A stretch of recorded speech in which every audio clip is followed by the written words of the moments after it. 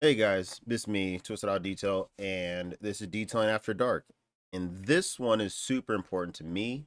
It's something that I wish I was able to learn right out the gate, rather than like having to wait a year. About two, I'll say 2, 3 years before I really started getting my numbers on point, understanding my product, understanding the vehicles a lot better. And even then, I've been working on cars since 15, 14 years old, and I got into detailing at 27. So I mean, you think 13 years you should know a little bit of a lot of bit, but long story short, not really. It was still fairly a new process. It's everybody goes in, hopefully going with your eyes open. This is talking about uh, the process professionalism as far as understanding chemical dilution ratios and protecting a vehicle and your business. So not only are you protecting your business, but you're protecting the client as well. And that strengthens your brand, it strengthens your company, and it actually uh, will put more money in your pocket. It's actually going to be something that in the long run is once you start getting the dilution and ratios set correctly, expectations are set, standards are set, and the follow through is solid, your money will only be able to multiply. Instead of always buying ready to use chemicals, understanding dilution ratios, understanding alkaline to acidity products, understanding the leather, pleather, vinyl, um, different fabrics and fibers. Being able to be that down packed and have that much knowledge, it only builds your credibility. One, two, you're able to make more money because when clients are talking to you and listening to you, and when you're showing the amount of care and the knowledge you have for their car, price is not the pain point. Price becomes a pain point when they feel you lack the skills and the knowledge needed and required to do what they expect to be done with their vehicle. Um, it's the same as if you walk into a Lowe's, Home Depot. If you're talking to somebody and they really don't know what's going on, um, and they're like, you know what, I really don't know. I think it's this. You can buy those screws. I think those will work for wood. And then they say they're for sheet metal. Just the credibility's gone. You're like, I don't want to hear you anymore. I don't want to see you anymore. I'm good. Like, I'll figure this out by myself at this point. Like, it's a lot safer without you. And that's how clients will take it. If you tell them a price and you talk to them about the services needed, required, or wanted, if you're able to speak with fluidity, you're able to speak with knowledge, you're able to give them something in return before actually taking their money, they have no problem opening that wallet or that purse or so on and so forth. Um, so let me know, drop a comment, email me, whatever, and I can make this into a PDF. I kind of just quickly put this together and I have it on, um, what's it called? I just have it on my Google Chrome. Like I'm just going to be cycling through the verbiage and be able to just dive into it. So let's go. Thank you for staying this long, and let's have at it. So when we're talking about dilution ratio, stuff like that, you also have to understand what is acidic, what is alkaline. Why is that important? The reason why it's important is because you have to understand that pH affects, the dyes. Like it affects the fabrics. It'll either strip the color from them, it'll either strengthen them, well, not strengthen them per se, but like they'll rejuvenate the color to where it has like a more softer feel again, and it's not stripping away. Think of it as like the shampoo you use if you have dyed hair. Obviously there's nothing here to dye, uh, but the natural state of acidic is a 4.5. uh, and this will all be in the websites I actually do pull. I'll have at the bottom of my description, so that way you can go there strictly straight there to kind of understand that better. um but to understand uh, high pH, which is more of an alkaline, cleaners cause chemical reactions.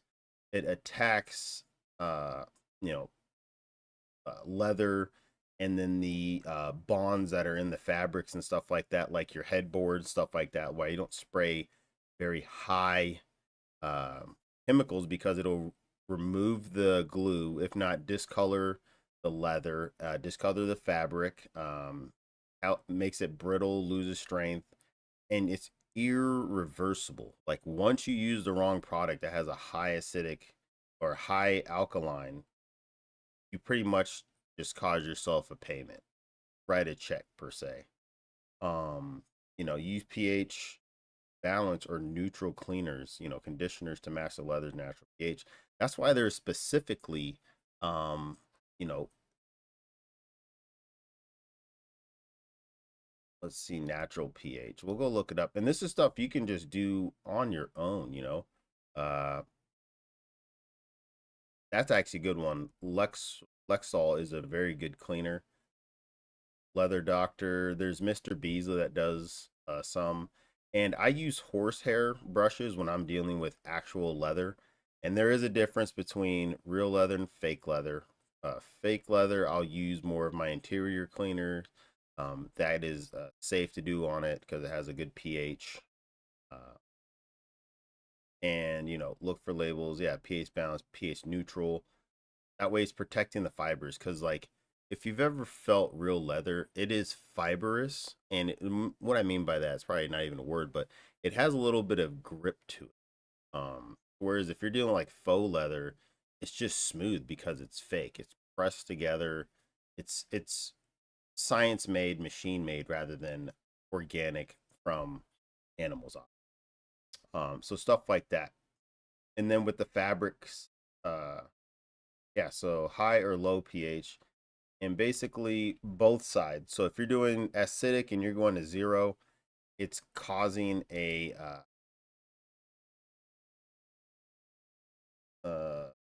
is acidic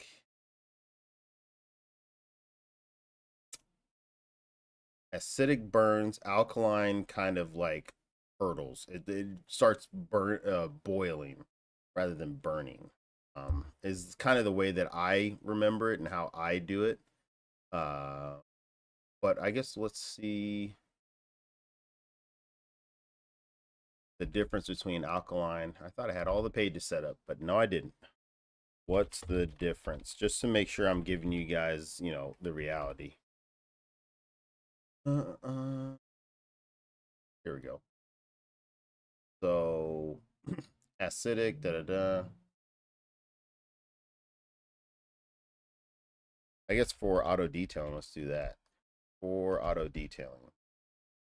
And this is, again, I'm showing you stuff that I'm just able to find online to be able to educate you guys and work from there. Yeah, dissolve inorganic contaminants, creating a chemical reaction to lift them. Yeah, so it can etch the glass, and then it actually burns through clear coats. That's what it is. Acidic will burn through it, and then the high alkaline will actually dry out. So it breaks down oils, grease, and stuff like that, but it dries it out. It pulls and strips it. So alkaline will strip, acid attacks and burns. It's like instead of alkaline, basically is the best way to say is alkaline pulls out everything, acid burns everything. So acid leaps at it to kill it. Alkaline just pulls it out to drop it on the floor, kind of thing. That's the difference between the two A's. So hopefully that helps. And yeah, and that's like the very thing. So acid, this is burning, attacking. Alkaline is pulling and dropping. So alkaline's like soap. You scrub too much, or if you use the wrong soap, your skin's gonna get super dry. It's gonna hurt. You could even cause cracking, which is the same for vehicles.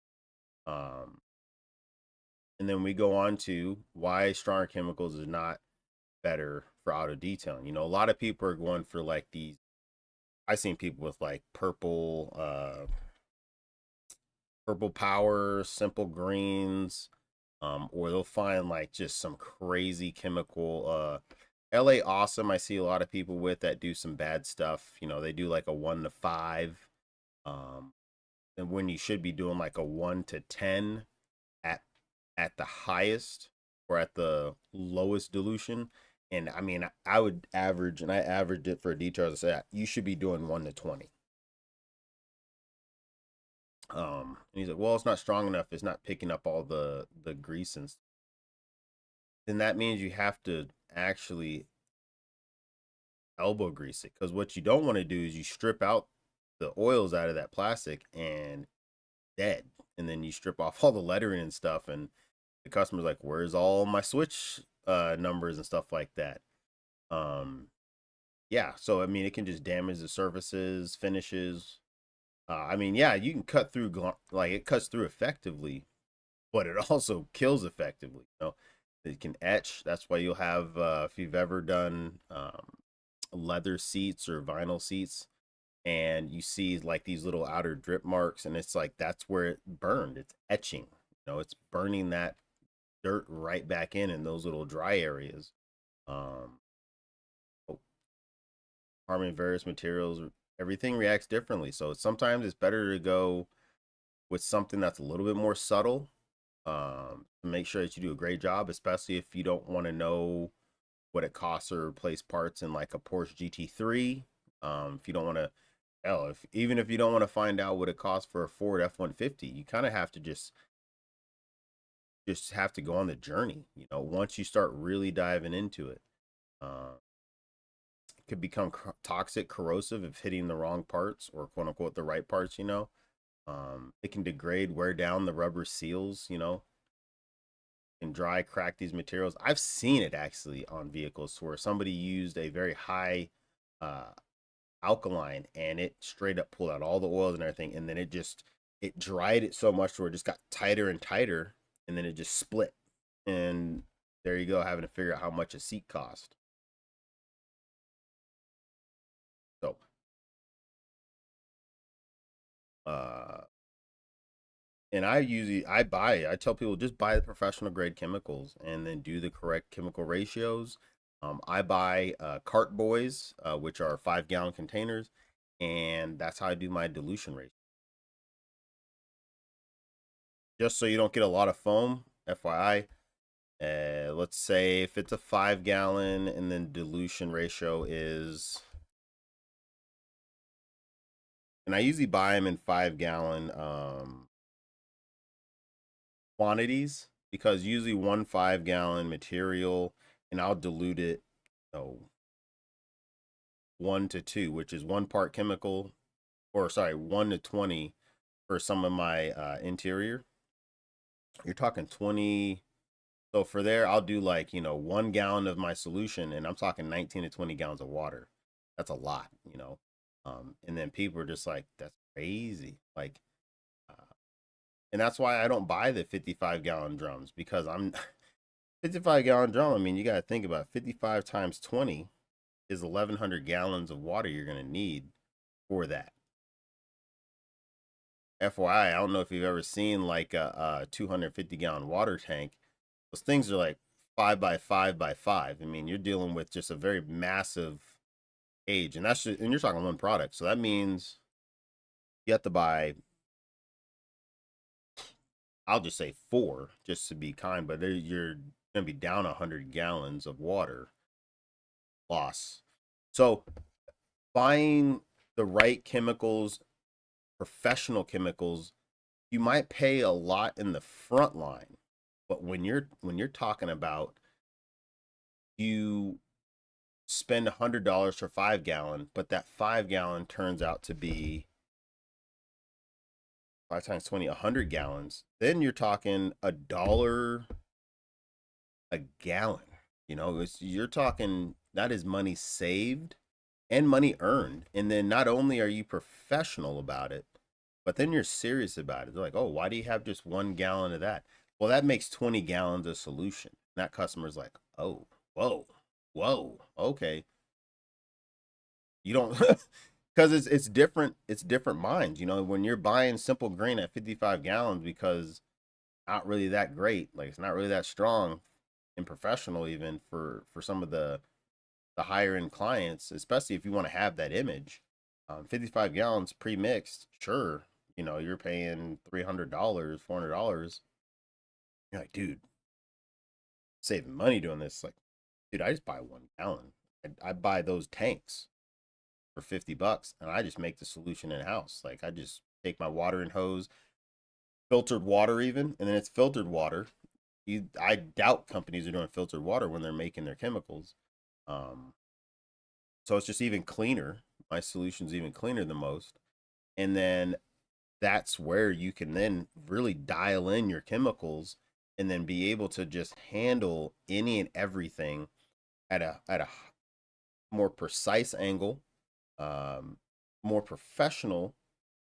And then the cost benefit to you is you're not being burnt on these products. Obviously, I usually buy samples, and then if it works really well, I'll do it. And this is, 6 years ago, 5 years ago now, um,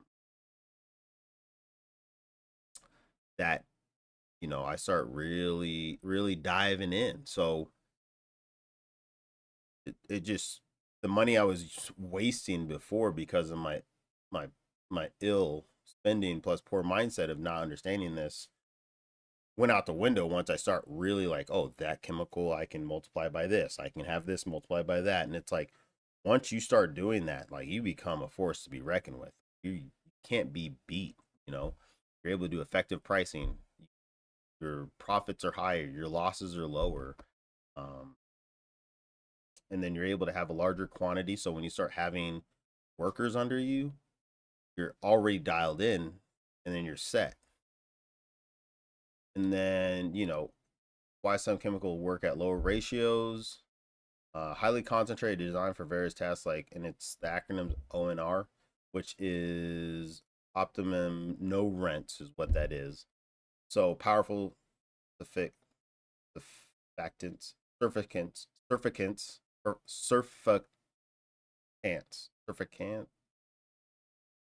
That. How do you pronounce that? Your boy. How do you say it?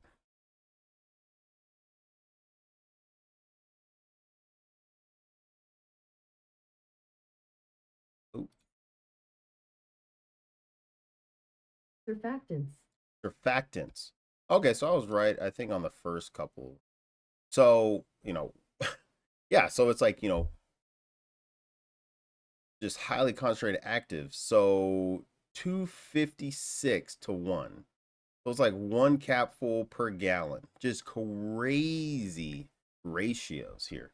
When you really start dialing in, again, it's like, heavy duty wheel cleaners contain strong solvents, alkaline acid, that need high concentrations, like 1 to 1, break down, brake dust, stuff like that.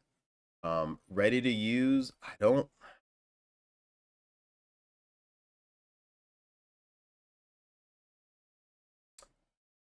I do and I don't like ready to use.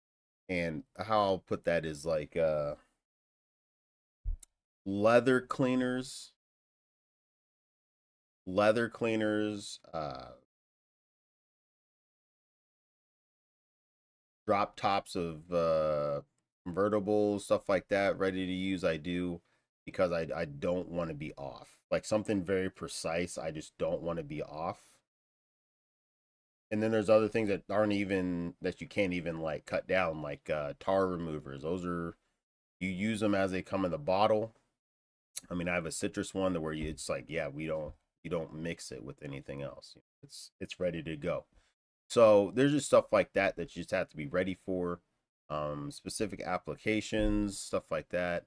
The quick detailer spray, good for like getting that little bit of dust off at the end. Those are the ready to use. Like those are like two or three that I would agree with.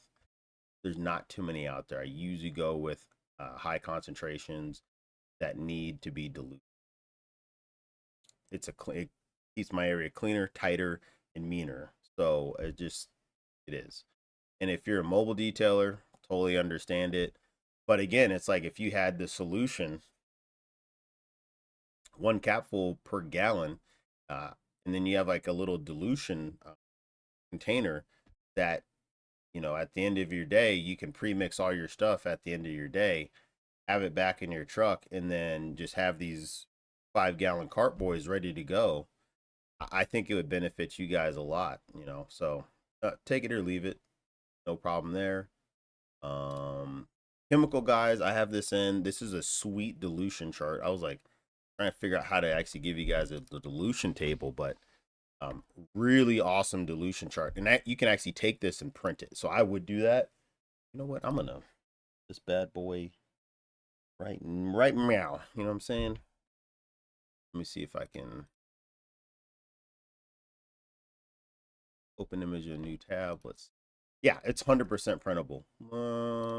So bam, boom. Oh, this is nice. Really good to print. I'm printing this right now. So I'll do this live, which you got. Well, I'm not doing, yeah, I'm doing it live, but I'm also, um,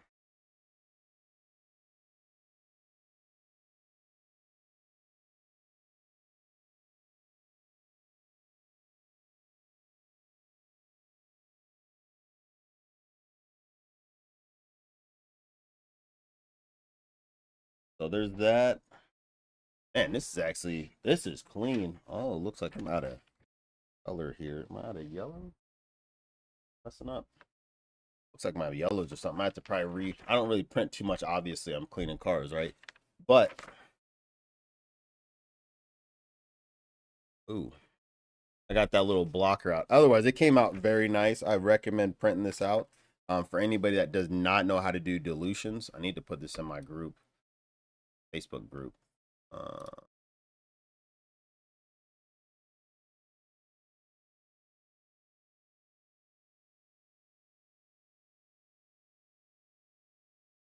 oh, hold on here. Whoa, letting me. It's doing like a web app. Ugh. Okay, I might have to just. Oh, save image. Here we go. Maybe if I was not brain dead. Nope, still came up as a web page. Copy image. Paste.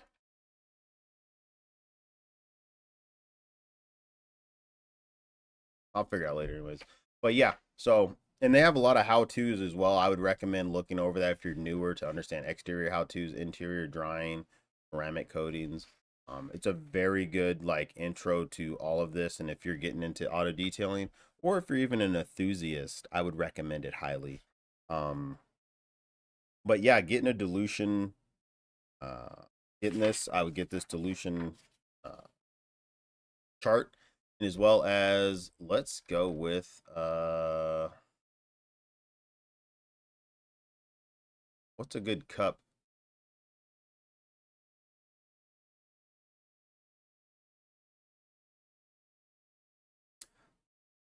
Dilution cup for ratios. Yeah, I'll just get these little cheap ones, you know. There's that. I would say dilution ounce cup.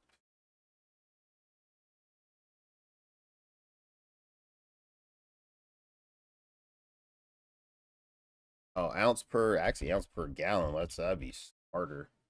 Oop, if I was smart, you know what I'm saying?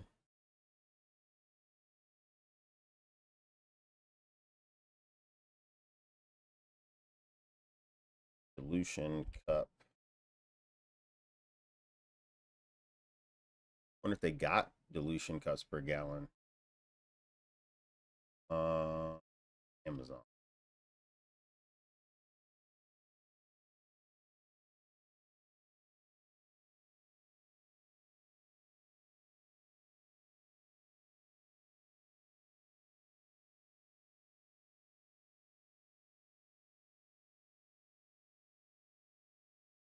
So there's a one, and this one does milliliters, and this one does ounces. So this is really good because at least you can mix. So if you know, blah, blah, blah, this is going into 1 gallon. I usually will do hot water when I'm doing this because that way I get everything, if not the most of my chemical out of this pitcher into my cart boys, and then I'll just fill the rest up with my other filtered water and then just be done with it. So that's a really good thing to do as well. Um, and this is more detail about the leather, you know, stripping and protecting coatings. Many modern leather seats have protective urethane coatings now that can be stripped by harsh chemicals such as alcohol and ammonia. So it's to your benefit to not use any chemical willy-nilly. You know, chemicals Because what you're doing is when you're removing those oils, it's because you're removing the dirt, the debris, the disgusting oils that come from people's pants, hands, whatever. And then you remove that and then reseal it and recoat it. Yeah, see, like automotive all-purpose cleaners, blah blah, because it'll bleach permanent stains or even cause uneven appearance. Degrading the plastics and vinyl. Harsh solvents can degrade materials like vinyl, soft plastics, which are a lot of the newer cars, and especially a lot of the higher ups, luxury cars like Lexus, Audi, um, Maseratis, Genesis, and then you got like the Corvette line, and then you have the Mustang line, and then you got like the Cadillacs. Just the higher ended material, higher end cars have the higher end material, which is often uh, less less leeway for mess ups as far as chemical ratio. So always have that in mind when you're dealing with, you know, a Honda Civic is going to be completely different build than a Porsche 911. So always have that in mind. How improper dilution can permanently damage interiors, chemical burns, residue, drying and cracking, discoloration, staining, etching. A strong formula will etch into stuff, meaning it will burn what was there and replace it with nothing. So you'll end up just damaging because it'll like remove the finishes. I've seen it. I've done it. I know a lot of other people have done it when they just started out having to learn that the hard way. Uh, it is what it is. So understanding that is your saving grace. Uh, yeah, exactly. Stripping protective coatings, like just to kind of give you a thing. Ford F-150s have a clear coating over the inside trim. How do I know that? I burned through it before. Then I had to get a new part for the customer. Luckily, it was before COVID and all that stuff, so it didn't set me back what it would probably set me back today if I didn't have that knowledge. Um, and it's always good to use just, uh, you know, usually, even says here 10 to 1. I do between 10 to 15. Uh, 10 to 1 is for my stronger chemical, and then I have a 1 to 20. And I have the two different ones because, again, Honda Civic's different than a Porsche 911. Honda's different than Porsche completely. So it's always good to have that type of mindset when you're doing that. The difference between effective and versus destructive cleaning. Uh, Being meticulous. I understand that time is money, but you ain't gonna make no money if you damaging people's car. Proper technique, 2 buckets, blah blah blah. That's for extra washing. 2 bucket method. So one's gonna be for the chemical stuff like that. I now have a solution tank at my shop to where I just foam cannon it on, and then I just have my nice big watery bucket, and then I just microfiber wipe it down, then I spray it off. So I don't have the 2 bucket method anymore because my first bucket that was a solution is now in my foam cannon gun. Um,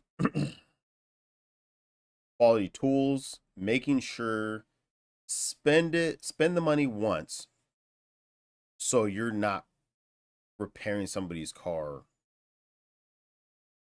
I don't know why. I have to tell people that all the time. It's like, oh, this microfiber is $5. Or the microfiber mitt to be washing cars. I'm like, get the $10 to $20 one, dude. Like, and I mean, even luxury ones. I think there's like luxury microfiber car mitts.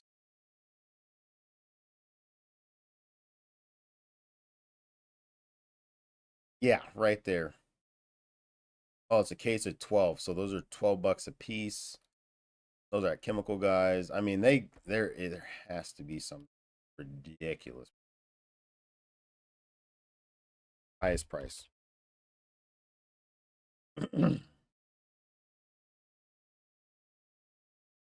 Alibaba, don't buy from Alibaba. It I haven't bought from there for the or any of this stuff. You'll thank me. Cyclone Ultra Wheel Mitt. I don't know what that is. Let's go in. Oh, those are case of 60, 2-pack, 120, 120, 810.